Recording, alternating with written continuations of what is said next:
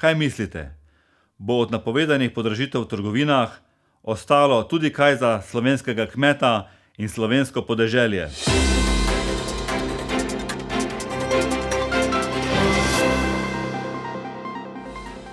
Dobrodošli v Evropskih stoječih novicah. V preteklem tednu smo lahko zasledili prve napovedi glede podražitev mesa in ostalih kmetijskih pridelkov na trgovinskih policah. Večji slovenski predelovalci mesa so predstavili vzroke za podražitev, ki so v veliki meri posledica podražitev embalaže, energentov, dvig minimalne plače in tako dalje.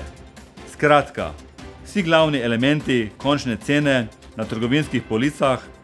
Običajna praksa zadnjih let je, da kljub rasti drobnoprodajnih cen živilskih proizvodov na trgovinskih policah rastejo. Vendar slovenski kmetje in zadruge tega običajno ne občutijo, saj tudi dobiček v največji meri ostaja na koncu vertikalne verige. Stanje ima lahko bistveno hujše posledice, saj je slovenski kmet primoran prodajati po ceni, kot mu jo drugi v verigi določijo, in je nastalo nesorazmerje vedno večje. Zaradi tega, vkolikor se trendi iz preteklosti ne spremenijo, lahko pričakujemo še večje opuščanje kmetijske dejavnosti. Posledica aktualnega stanja je, da odkupne cene slovenskih kmetijskih pridelkov in klavne živine ne sledijo dosedanjim dvigom drobnoprodajnih cen živil na trgovinskih policah, niti ne sledijo napovedanim podražitvam na strani živilsko-predelovalne industrije. In včasih je glavnim deležnikom v vertikalni verigi enostavneje povečati uvoz kmetijskih pridelkov in klavne živine iz drugih držav, kjer je ekonomika predelave povsem drugačna, kot bi se zagotovilo nesorazmerno povišanje odkupnih cen. In zaradi takšnih scenarijev pride do rušenja temeljnih načel skupne kmetijske politike, ki v svoji definiciji nasprotuje tovrstnim početjem.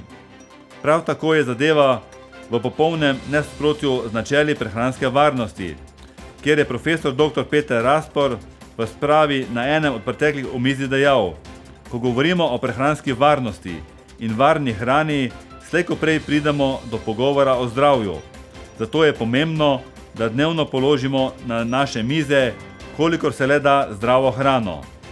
Še je čas, da slovenski potrošnik zahteva družbeno odgovornejše ravnanje deležnikov v verigi oskrbe s hrano in stabilnejšo prehransko varnost tudi prihodnjih generacij, ki temelji na pridelkih in surovinah slovenskega porekla. Pomembno je, da se dobiček, ki nastaja na koncu verige oskrbe s hrano, prerazporedi tudi kmetu in slovenskemu podeželju. Ne živite v preteklosti, ne sanjate o prihodnosti, ampak osredotočite se na sedanjost, da bomo skupaj ustvarili lepšo prihodnost.